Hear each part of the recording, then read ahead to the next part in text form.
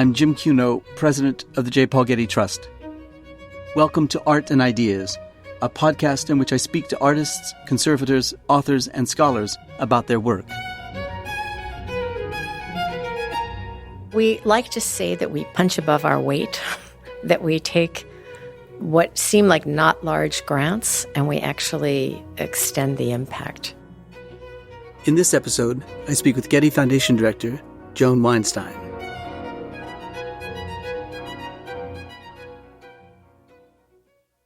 Joan Weinstein has worked at the Getty Foundation since 1994, becoming Deputy Director in 2007 and Director in 2019. Among her many achievements at the Foundation is the initiation of Pacific Standard Time, a research and exhibition program for regional institutions from San Diego in the south to Santa Barbara in the north. In 2011, she co-directed Pacific Standard Time, Art in L.A., 1945 to 1980, an unprecedented Southern California-wide presentation of contemporary art. And 6 years later, she co-directed a second, even larger Pacific Standard Time, this one looking at the relations between Los Angeles, Latinx, and Latin American art. And today, she is once again co-directing Pacific Standard Time, this one focusing on the rich and provocative topic of art and science. Recently, Joan was appointed director of the Getty Foundation, which promotes the interdisciplinary practice of conservation, increases access to museum and archival collections, and develops current and future leaders in the visual arts. Many of its initiatives are undertaken in collaboration with the other Getty programs, that is, the Getty Museum, Research Institute, and Conservation Institute, to achieve the greatest impact. Catching a brief opening in her busy schedule, I sat down with Joan to discuss the purpose and future of the Getty Foundation. Okay, Joan, thank you so much for joining me on this podcast. I think our listeners might be a bit confused by the terminology Getty Trust and Getty Foundation. What's the difference between the two entities? So the Trust is, of course, the overarching organization of the Getty with 4 programs underneath it: the Museum, the Conservation Institute, the Research Institute, and the Foundation. So the Foundation is the philanthropic arm of the Getty. So that means we give grants in the areas in which the Getty is active: art history, conservation, and museum practice. Now, the Getty Foundation wasn't always called the Getty Foundation. What was it called? It was originally called the Getty Grant Program, and it was founded in 1985. And the change to Getty Foundation came in 2005, our 20th anniversary, and it was meant to signal the expanded activities of the Getty Foundation over the previous 10 years and to reassert the commitment to philanthropy on the part of the trustees. And I also think that it was meant to clarify where it stood in the world of philanthropy. Most of our peer organizations had foundation in their name. And for those out in the world who are seeking grants, they tend to look for a place called foundation. But we are unlike other funders. We are not a standalone foundation, such as the Ford Foundation or the Mellon Foundation or the Crest Foundation. We're a foundation embedded in what's called a private operating foundation itself as a legal term. So when the Getty engages in a project where we're directing it, we're deciding what the outcomes should be, and we're deciding how it should be done, that's a contract. When we say, what is the project that you want to do and how are you going to do it, and that we're not directing that project, that's a grant. Mm-hmm.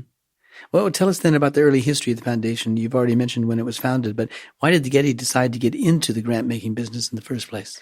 I think it's really interesting. I was not here in the beginning, but I do know the early history. The trustees made a commitment early on that they thought that a key ingredient of the Getty would actually be philanthropy, giving money to other institutions and organizations. And I think they did this for a number of reasons. First, they did it locally.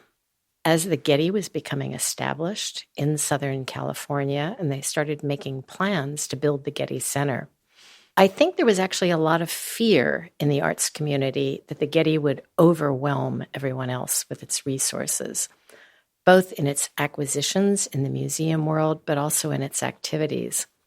And the trustees wanted to signal that they were going to be a good partner. And they gave a series of what were called local grants, significant size grants, to local museums and universities. And that was one of the first signals to the world that the Getty was going to be philanthropic and help others as well. How did the Getty decide the terms of grants that they would give? Why would they give a grant for a particular project and not another one? So in the earliest days before the grant program was formed, it was actually the trustees who were selecting the institutions that they wanted to give those early grants For to. particular purposes or just generally a foundational gift to a... It was kind of a foundational gift to a number of these places, and they were grants that were in the range of $1 million or so.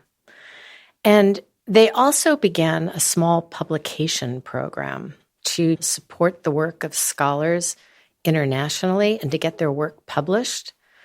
And this was actually before the grant program itself was established. And I went back recently and I looked at some of the names on an original review committee they had, because that was one of the other hallmarks of the Getty approach to grant making, even in the early years, was to have international peer review for projects. Describe the process for us. So this was assembling a group of scholars to judge the proposals submitted by others. And oftentimes it was the entire manuscript.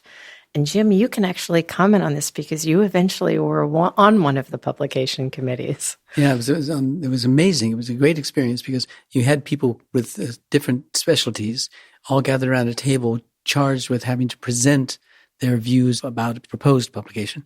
And we all got involved in this because we all read everything.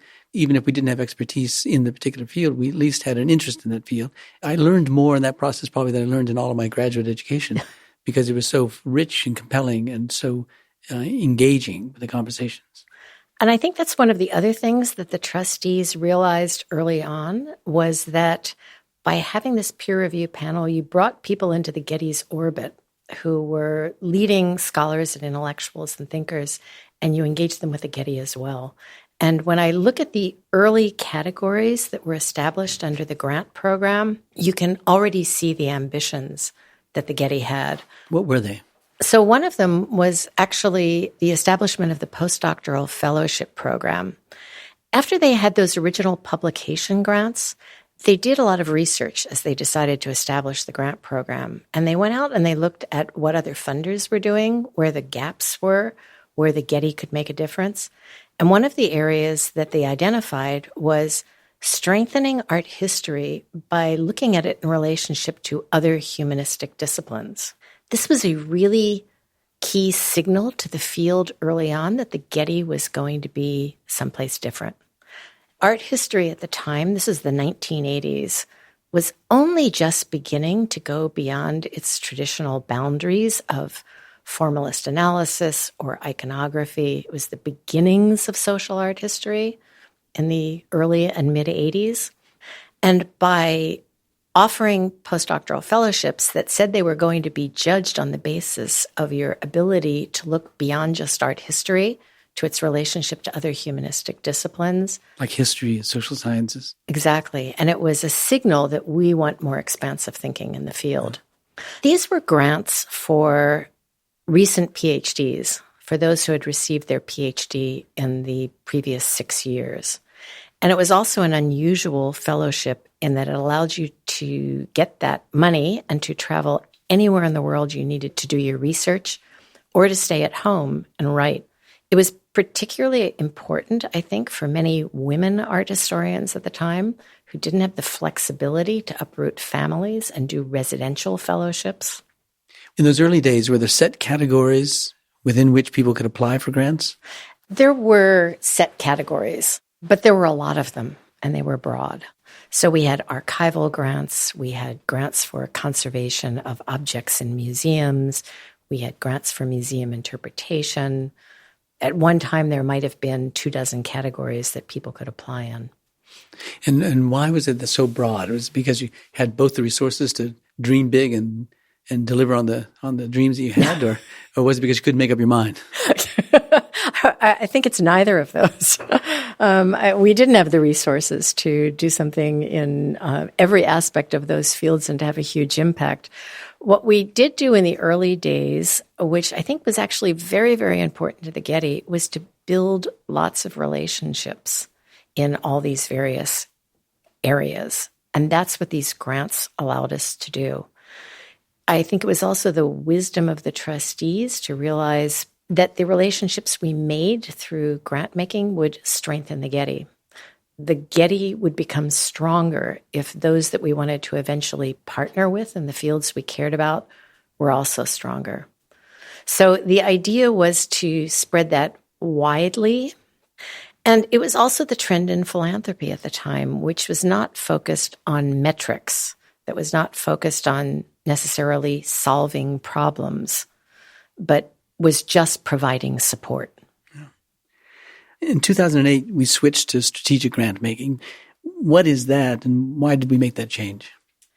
The change in 2008, I think, was responding to two different things. The first was the recession in which resources were cut, and the Getty Foundation's budget was cut by almost a third from what it was at its height. And we looked around and we said, you can't just trim at the margins in that way. We took it as an opportunity to rethink the way we were approaching our grant making. And we looked at what we had done in the previous 10 years that we thought had the greatest impact. And in almost every case, they were special initiatives that we had created in response to a problem or an issue, where we had identified something and said, if we put grant resources toward this, we can make a major change.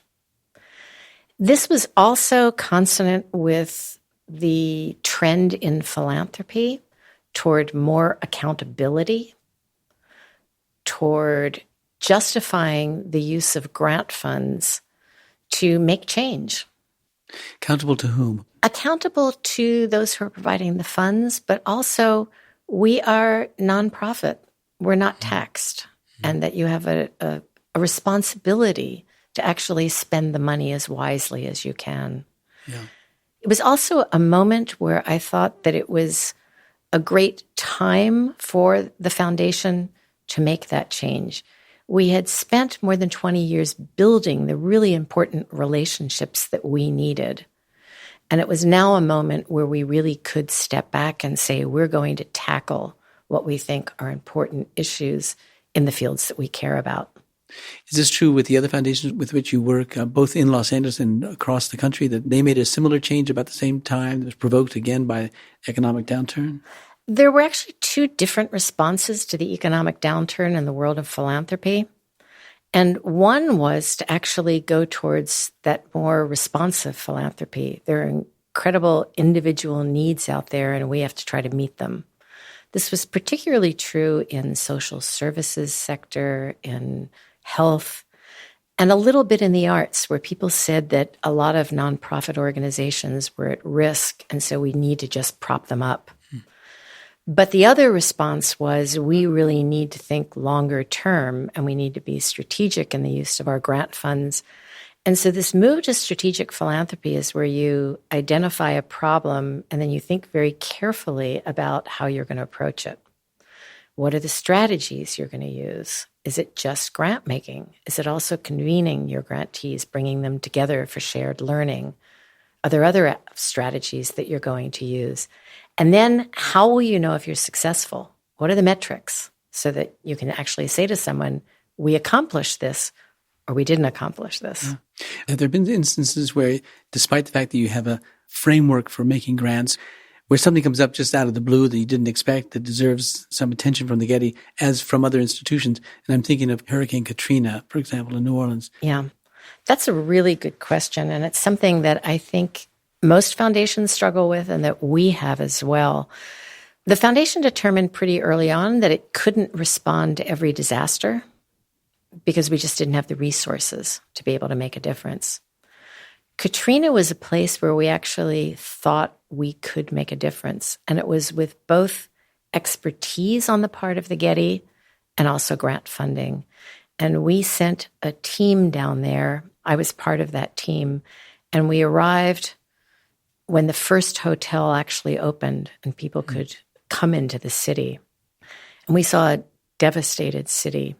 We traveled around to all the museums and cultural institutions They weren't even in touch with one another because they were dealing with their own catastrophes and their own emergencies. And we could identify some of the needs and how the Getty might respond. And we immediately did a workshop for them that sounds like it wouldn't be terribly important, but it actually was. It was bringing together the leaders of all these cultural organizations and saying, think about these scenarios. What if all the people come back and all the money comes back and it returns to normal? What if neither of those happens? And the two scenarios in between, people come back, but you don't have the resources, or you have the resources and the people don't come back. And it was a chance for the leadership of organizations to sit down together and to step back from the catastrophe and to start that process of thinking how you move forward. And what's the scale of grant that we're talking about in a situation like that? How much do you have to give to make a difference? I believe our funding was in the range of $5 million, and it was done over a period of several years. And part of our original grant making, it was sort of two-pronged. One was conservation. We gave a significant grant to the National Trust for Historic Preservation that, with our support, came in very, very quickly and saved a lot of the red-tagged buildings from destruction. I personally know what a red-tagged building is because I lived in one in the Northridge earthquake in Los Angeles, and it means that the local authorities come in and deem the building unsafe and literally put a red tag on it. And the National Trust managed to come in and save at least 100 of those buildings and houses and make the argument that they could be rescued and preserved. We also gave grants to help organizations work together, and most of them lost members of their staff who left the city, who were seeking other opportunities, or they just didn't have the budget to pay them. And it was, how could you share your resources? Three of you have publication programs, but only one of you has a publications manager still there. How do you share that? How do you do back of the house? How do you share an accountant? And it helped them get over that initial period in the first year. You said the grant was overall about $5 million. It was over many years. Are you surprised how much can be accomplished with such little support? So we like to say that we punch above our weight, that we take what seem like not large grants and we actually extend the impact. And I think when you work very strategically, that is one of the things you can do. And when you're also always aware of what others are doing. So when we went into New Orleans, we were immediately in contact with other funders to understand what they were doing, so we weren't duplicating efforts. I know in the same respect how you can maximize the impact that the Getty Foundation can have in a certain situation. You work with other parts of the Getty, with the Getty Conservation Institute in particular, perhaps. How does that work, and what are some examples of the way you've worked together, the two programs? So one of the things that I firmly believe from my own work in the foundation is that when we partner with the other Getty programs, we can have an even greater impact. Collaboration is really hard. I won't lie about that. And as anyone who has colleagues? Done with colleagues, but even anyone who's done any kind of collaboration, and when you bring a lot of really smart people together who all have ideas to work that out and understand how you can complement one another is difficult. And we found that we can work really effectively with the other programs at the Getty when we're all at the table to begin with, when we can identify a problem and we can then figure out what our respective roles are. We've done this effectively, I think, on a number of our initiatives. One is called Mosaicon, and it was trying to train mosaics conservators in North Africa and the Middle East, parts of the world that have the most important Roman-era mosaics, but have the fewest resources to care for them. And we sat down with the GCI and we realized Getty Conservation Institute, and they have incredible expertise, particularly on archaeological sites. A lot of mosaics, though, have over the years been lifted from sites. It's hard to protect them. A lot of people And by wanted... lifted, you mean just removed, put into museums, for example? Exactly. And local museums as well as international museums, or only local museums? Local and international. And when mosaics were lifted, it was a practice to back them on concrete, which we now know is not a very sympathetic material for backing of mosaics. And for lifted mosaics, a lot of the training is how do you safely remove them from that concrete backing and put on a different kind of backing that will not harm them in the long term. So in Mosaicon, how many countries did you work with and work in, and how easy was it to work with these complicated countries? We worked with probably 12 countries fairly intensively, and we divided part of the work and we did some of it together.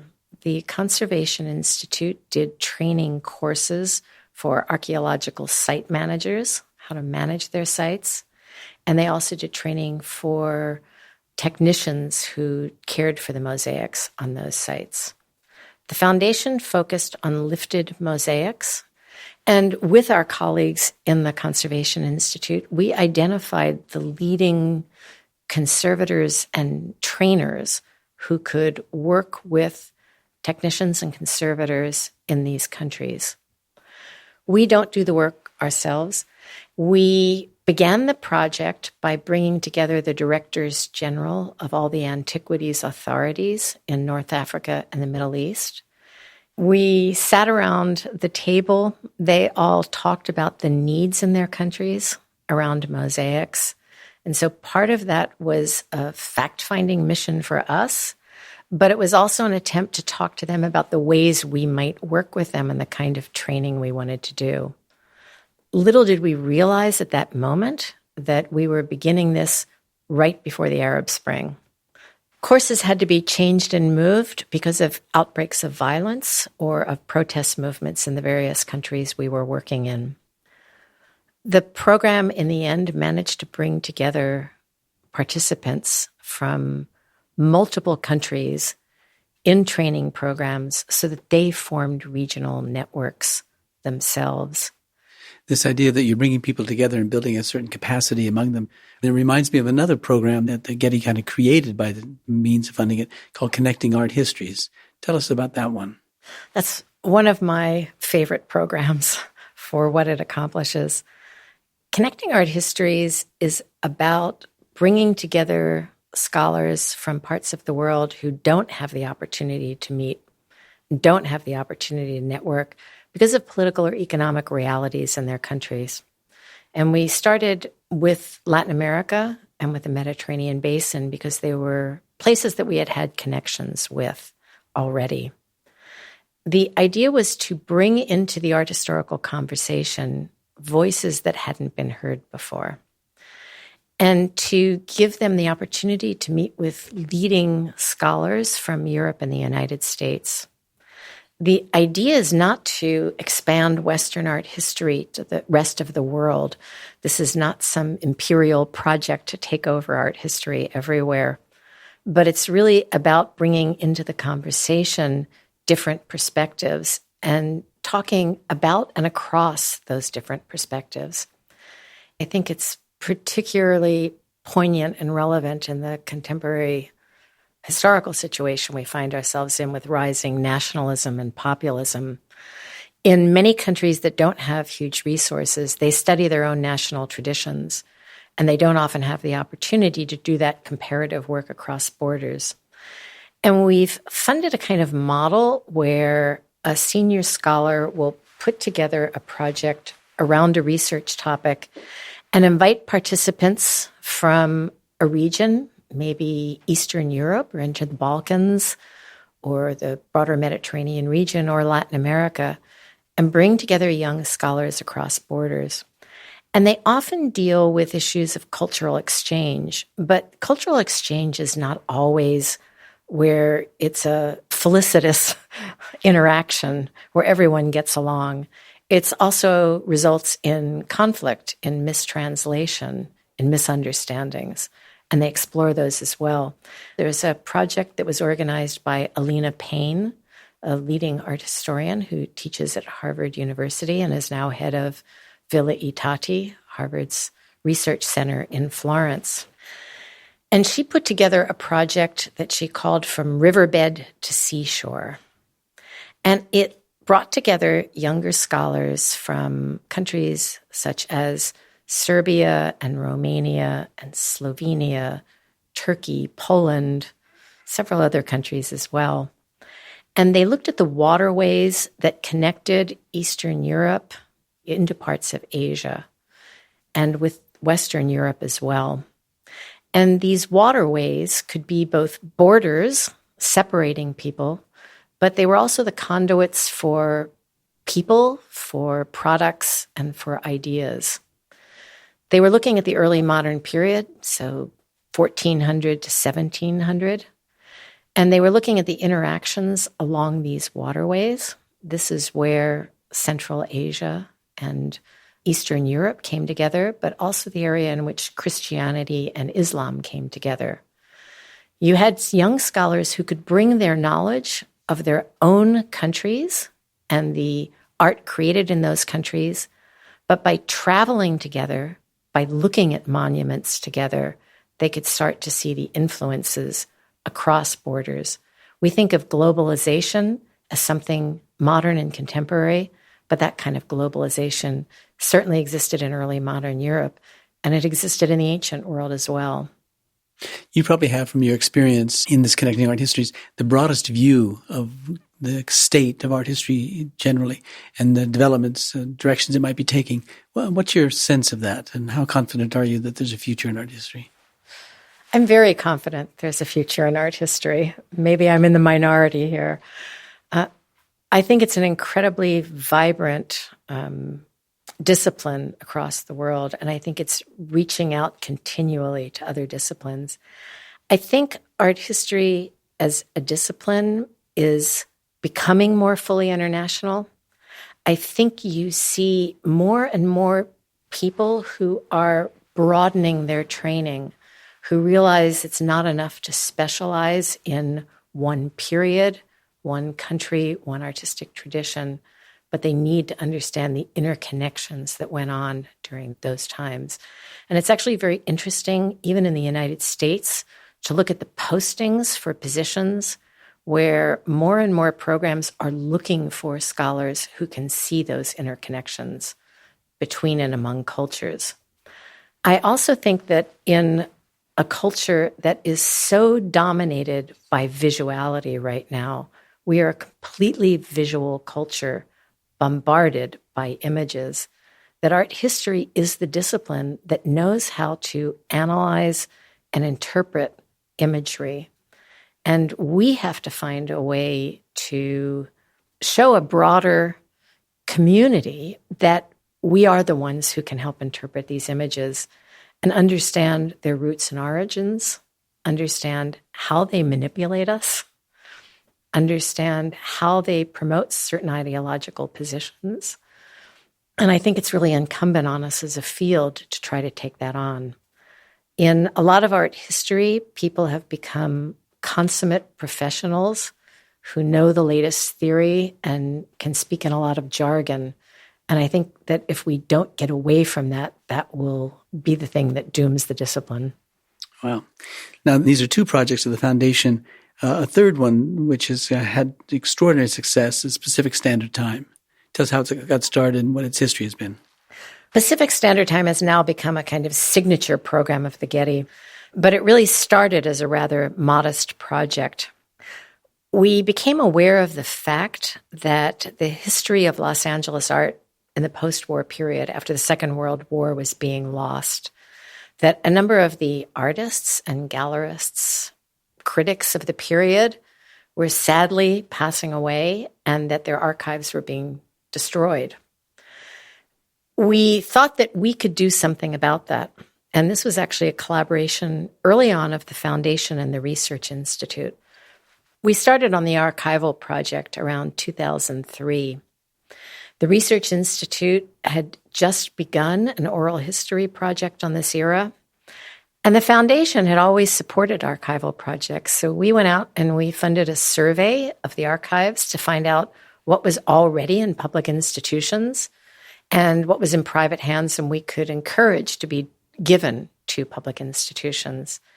We provided some funding to the public institutions to process those archives and to make that material available to researchers. As we began looking at that archival material, we realized that it told a really different story of the history of modern art. The story had always been told from the perspective of New York, which was really about French art fleeing Europe and coming to New York. Los Angeles told a very different story, really influenced by Dada and Surrealism. And it told us a lot about the state of contemporary art, because it was the first feminist art movement that started in Southern California. Chicano art that's had its roots in Southern California. The latent space movement, Finnish fetish. A lot of performance art began here. So it really helped tell us what the roots of contemporary art were by looking at that period. At some point, it became obvious to everyone involved, I gather, that there was a public interest in these materials. How did that happen, and when did you decide to make it actually a series of exhibitions? It took us a while, and it took a lot of conversation, and we started to think just supporting some research and books on this topic wasn't enough. And we had some initial conversations with some of the key museums in Southern California, with LACMA, MoCA, the Hammer, and they all told us they had these passion projects they'd wanted to do for so long, but they didn't have the kind of support they needed to do the really deep research that was necessary to go into these archives and do the work. And we thought, well, we could do a few exhibitions. Wouldn't that be fun? And that's something that was very different. The foundation had never funded exhibitions before. And we said, well, why not? And a few other museums started to hear about it, and they had great ideas, and we were being besieged by requests. So we decided we'd have a competition. We'd open it up, and everyone could apply. And everyone locally, and by locally I mean the region that can be defined by Santa Barbara to the north, San Diego to the south, to Los Angeles, to Palm Springs. Yes, we decided that the competition should be for Southern California institutions. And there were so many good projects that came in that we said, well, maybe we'll bite the bullet. And we initially funded, I think, 24 projects. In the end, it was closer to 31 or 32 projects. What did your grant giving make possible for these institutions? I think one of the keys to the success of Pacific Standard Time was that we really thought it should be based on new original research. And so we gave grants for museums to assemble teams of scholars and curators and to spend time in the archives, to spend time with the artists, interviewing them, and to spend time really searching for the works of art that they wanted to include in their exhibitions. And as you know, as a former museum director, that's some of the hardest money to get, to really do that research in preparation for an exhibition. And then we funded the exhibitions themselves. How successful was Pacific Standard Time, and how did you measure its success? That's a really good question, because when we started Pacific Standard Time was right at the moment we were starting our strategic grant making. So in a way, it was the perfect moment for us to break out of our traditional way of working. And we identified early on that one of the most important things to us was the new scholarship that was going to come out of this. And we thought that one of the ways long-term would be the courses taught in universities on Los Angeles art, which were almost non-existent at that time, the new dissertations that were created. And we know by all measures that's been incredibly successful. We hoped that we would have a national and an international audience that would come to Los Angeles for this. And quite honestly, that was slow going. In the beginning, that didn't happen. And as word of mouth got out, all of a sudden we had major museums in Europe calling and saying, we want to bring our trustees or we want to bring our international committee to see Pacific Standard Time. And the momentum built, and we were very, very successful. We also did a lot of surveys of visitors to museum exhibitions. And one of the most exciting things for us was that when they interviewed people at museums, they were oftentimes museum goers who went to one museum each year. And the overwhelming number of respondents were at a museum they had never been at before, and that they were adding to the places that they had gone. And part of this was a concerted campaign that we had that we called a push campaign, so that one museum would help push you to the next one and would say, if you're interested in the subject matter here, if you really like photography, there's a great exhibition that we can send you to. Or just across the street, there's another show. Why don't you cross the street and go there? So we've had 2 Pacific Standard Times already. The second Pacific Standard Time, looking at the relationship between Los Angeles and Latin American art. And we're now in the midst of planning the third. Tell us about the third Pacific Standard Time. The third one's really exciting because we decided we weren't going to stick a pin in the map, choose another geographic location, but mix it up a little bit this time. And we came up with the topic of the intersection of art and science.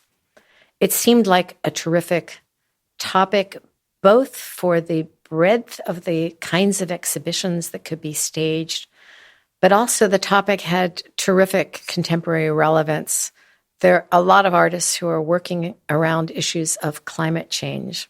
There are a lot of artists who actually dealt with issues of abuses of technology early on, and were some of the warning bells for how companies like Facebook take our information, our personal information, and put it out into the universe. And there are also issues of artificial intelligence that I think will be relevant in the next Pacific Standard Time. And I think we're about a year into the planning of the next Pacific Standard Time. When will it be open to the public? It will open in 2024, so we have another 4 years. It always takes that long. The planning takes that long. The building of resources takes that long. And the time for the museums to put together teams of researchers and to go out and do the work. And we already know that we're going to have a broad array of topics that will look at the connections between art and science in the Islamic world. We often think about a polymath such as Leonardo and think that that's the only time it happened. But actually, in the Muslim world in earlier centuries, you had a number of polymaths who were engineers, artists, and inventors.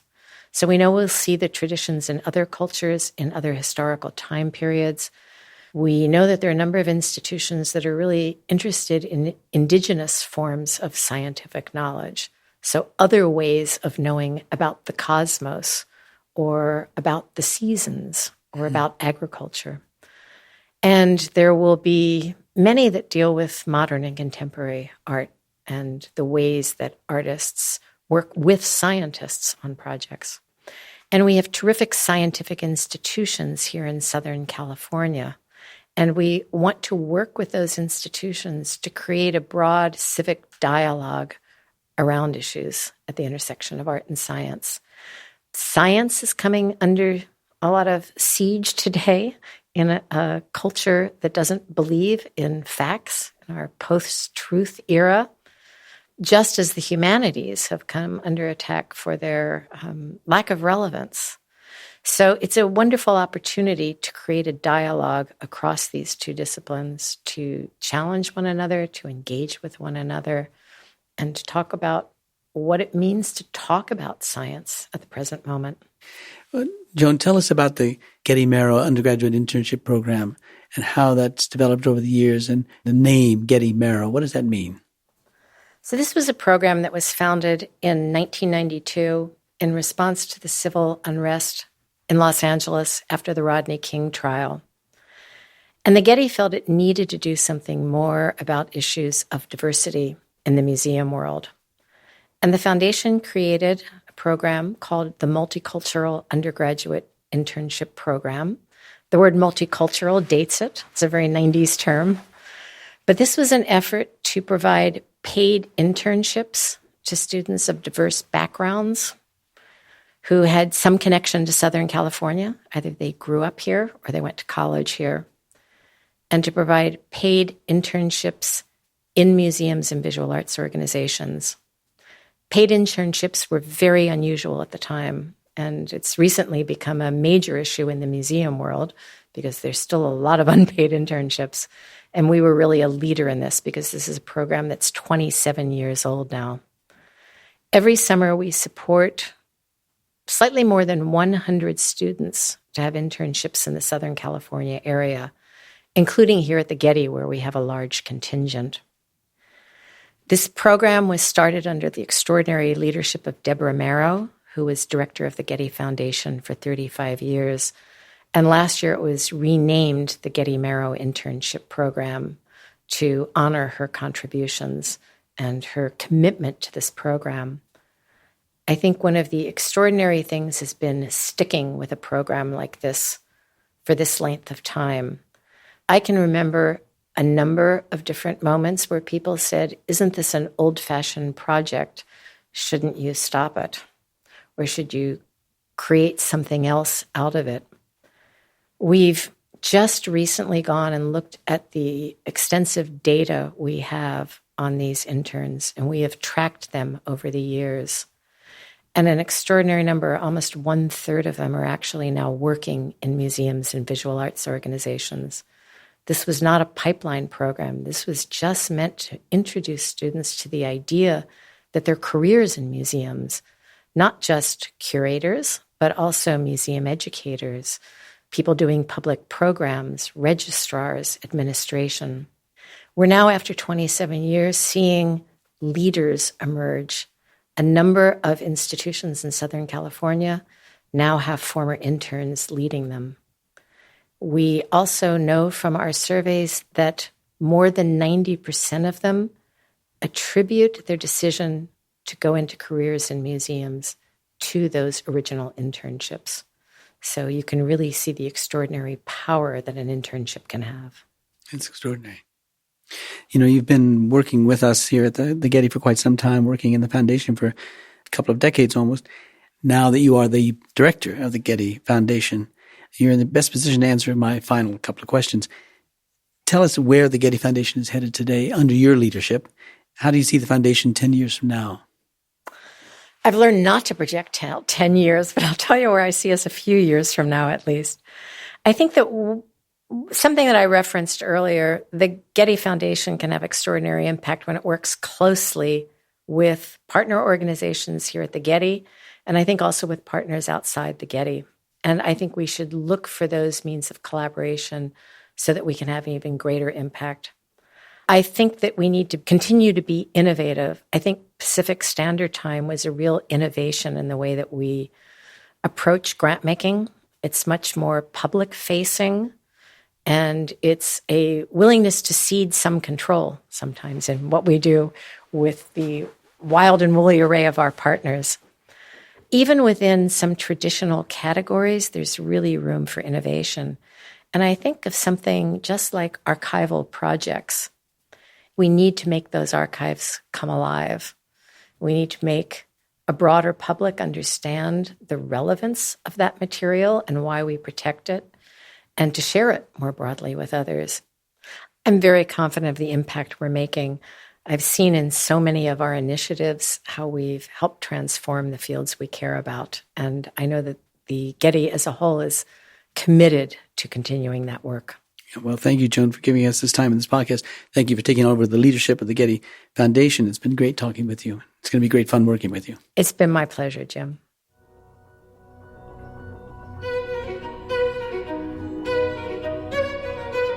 This episode was produced by Zoe Goldman, with audio production by Gideon Brower and mixing by Mike Dodge-Weisskopf. Our theme music comes from the Dharma at Big Sur, composed by John Adams for the opening of the Walt Disney Concert Hall in Los Angeles in 2003. It is licensed with permission from Hendon Music.